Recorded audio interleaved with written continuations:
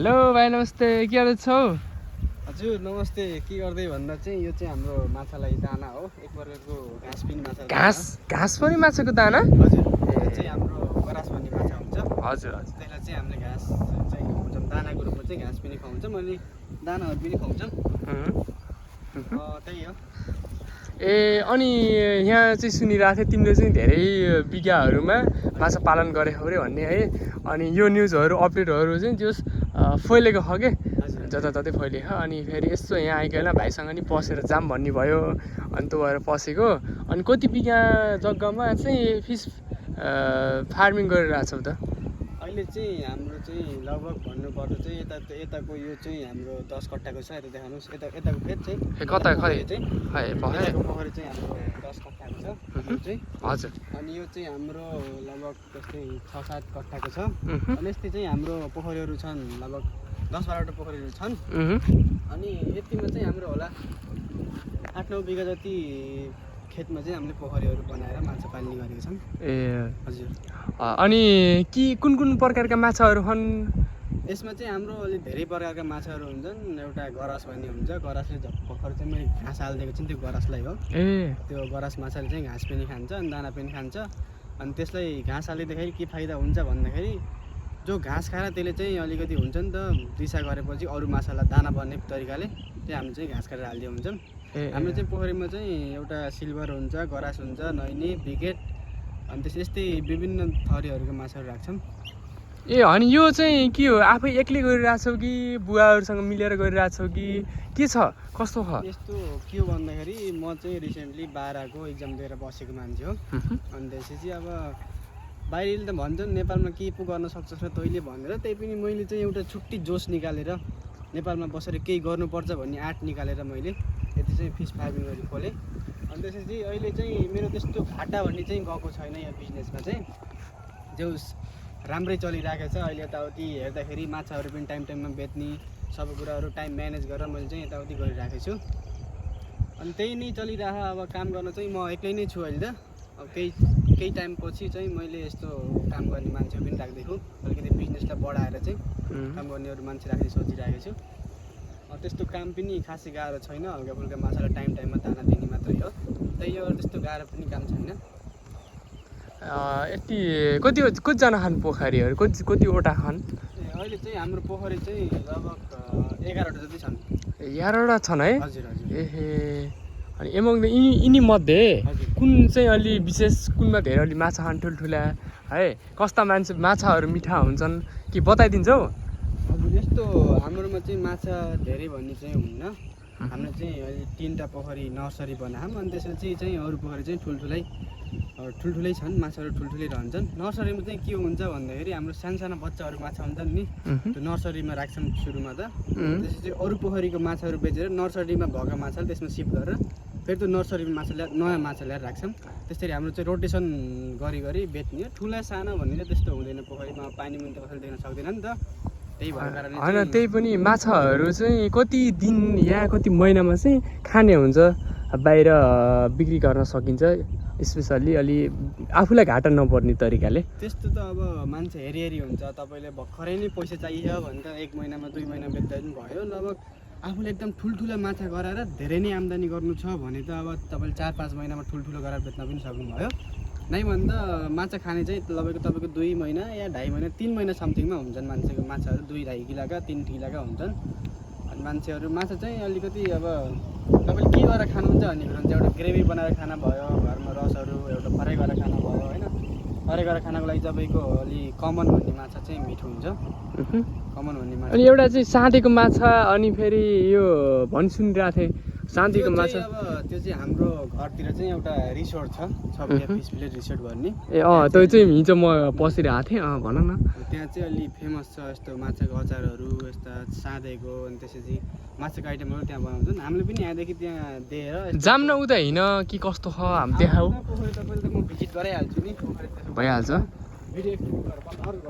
Guys होइन, भाइले चाहिँ जोस् एक्लै मिहिनेत गरेर आएका रहेछन्। अनि यहाँ देख्न सक्नुहुन्छ तपाईँहरूले, त्यो अब एक्लै यत्रो गर्नु भनेको जोस् मान्नै पर्छ होइन। यङ केटा भर्खर कति वर्ष भयो त थाहा होइन, जे होस् यतिको गर्छन् भनेपछि 12 पछिको इक्जाममा ब्याचलर त खै जोइन भएन कि नै तीन कुराहरू चाहिँ मलाई सोध्छु के यो चाहिँ के नि यो चाहिँ हाम्रो माछालाई दाना हाल्ने दाना बनाउने एहे यो चाहिँ माछालाई दाना बनाउने हो यसमा चाहिँ हामीले माछाको दानालाई भिजाएर राखेका हुन्छौँ त्यसको अघिल्लो दिन चाहिँ एक दिन भिजाएर सानोतिर भिजाएर अर्को दिन चाहिँ हामीले त्यो माछाको डल्लो डल्लो बनाएर पोखरीमाहरू फालिदिने गर्छौँ अनि के त भाइ एज कति भयो नि मेरो एज चाहिँ 21 भयो भाइ चाहिँ ए 21 भइसक्यो अनि जे होस् के गर्नुपर्छ भन्ने आइडियाहरू चाहिँ आएको छ है अहिलेको पिँढीमा अहिलेको जेनेरेसनमा म नेपालीलाई के प्रेरणा दिन चाहन्छु भन्दाखेरि उमेर कटेपछि विदेशै रोज्ने होइन विदेशै रोज्ने होइन आफ्नै देशमा बसेर सानो से ठुलो केही न केही व्यापार बिजनेस गरेर घर परिवारलाई सम्हालेर आफ्नै फ्यामिलीसँग बसेर केही न केही बिजनेस गर्छ बिजनेस या केही न केही गर्नुपर्छ भन्ने भन्छु मैले सबैलाई सबैको एउटै त हुन्न त्यही पनि कतिपय मान्छेहरूलाई यति गर्न ठिक हुन्छ भन्ने भावनाले चाहन्छु म तपाईँले देख्न सक्नुहुन्छ मेरै आफूले देख्न सक्नुहुन्छ अब मेरै यसका केटाहरू अहिले लगभग मेरै साथीहरू विदेश छोडिसकेका छन् त्यही पनि म यही नेपालमा बसेर केही न केही गरिरहेको छु बाबाआमाको काखमा बसेर बाबाआमाको साथमा बसेर मायाले खाना पाइरहेको छु त्यही नै छ चलिरह ए अनि चाहिँ के छ ब्याचलर जोइन भयो कि नि त ब्याचलर चाहिँ जोइन भयो कलेज चाहिँ अहिले खासै गइयो होइन कलेज चाहिँ बिस्तारै बिस्तारै जान होला अनि सोचिरहेको यो बिजनेस यताउति हेर्न पर्यो यो चाहिँ यहाँ चाहिँ काम गर्ने मान्छे राखेर एहे राखेको छैन एक्लै अनि फेरि दिनमा अब कतिचोटि सेड्युल हुन्छ होला है अब माछाहरूलाई एउटै टाइममा दिनु पर्यो अनि दाना खाने बेला त आउँछन् देखिन्छन् होला नि अहिले त देखि छैन यहाँ देख्न सक्नुहुन्छ साथीहरू अहिले चाहिँ देखि छैन ल हेर्नु न लहर आहा के पिस आउँछ एक्लै यत्रो ठाउँमा लगभग के कति रेन्ज भन्नुभयो भाइ यहाँ कति ठाउँ ओकाटेको छ यो उसले ओकाट्न त त्यहाँदेखि तपाईँको हुइसम्म छ हाम्रो एरिया नै हाम्रो पोखरीको हजुर तपाईँले इच्छुक हुनुहुन्छ भने फिसिङ गर्न इच्छुक हुनुहुन्छ भने माछा खाने इच्छुक हुनुहुन्छ भने तपाईँ चाहिँ हाम्रो सक्नुहुन्छ बल्छी हान्न पनि पाइन्छ मजाले पाइन्छ तपाईँले माछा कति खानुहुन्छ म हजुरको लागि स्पेसली जति खानुहुन्छ म त्यति दिन तयार छु माछा चाहिँ हाम्रो सक्नुहुन्छ तर अहिले चाहिँ के छ अहिलेको सिचुएसन के छ माछा हान्न सकिन्छ या बल्छी सल्छी खेल्न सकिन्छ कि पाइन्छ कि नै अहिले भखन कि नै ठुला माछाहरू चाहिँ हाम्रो माछा चाहिँ जति बेला पनि हुन्छन् किनभने एउटा पोखरी छैन हाम्रोमा 11-12 छन् त्यसमा चाहिँ एउटा न एउटामा चाहिँ माछाहरू भएकै हुन्छन् तपाईँले मन लाग्छ भने आउनुहोस् फिसिङ गर्नुहोस् बस्नु दिनभरि एकदम पिसफुल इन्भाइरोमेन्ट छ एकदम तपाईँले कसैले डिस्टर्ब गर्न भन्नु छैन केही गर्नु छैन यता देखाउन सक्नुहुन्छ पुरै रुखा आँपहरू पनि खान सक्नुहुन्छ फलिसकेछ लिची पनि छ अनि लिची आँप खाँदै यस्तो मजा लिन सक्नुहुन्छ एक्लै आनन्द बिच त्यहाँ चाहिँ एउटा रहेछ बसेर सर र आनन्द बसेर है एक्लै बसेर बोर लागेको बेला आनन्दले बस्ने नास्ता सास्ता खाने ठाउँ रहेछ एक्लै पिस छ क्या साथीहरू यस्तो गर्मीमा पनि लगभग अहिलेको यो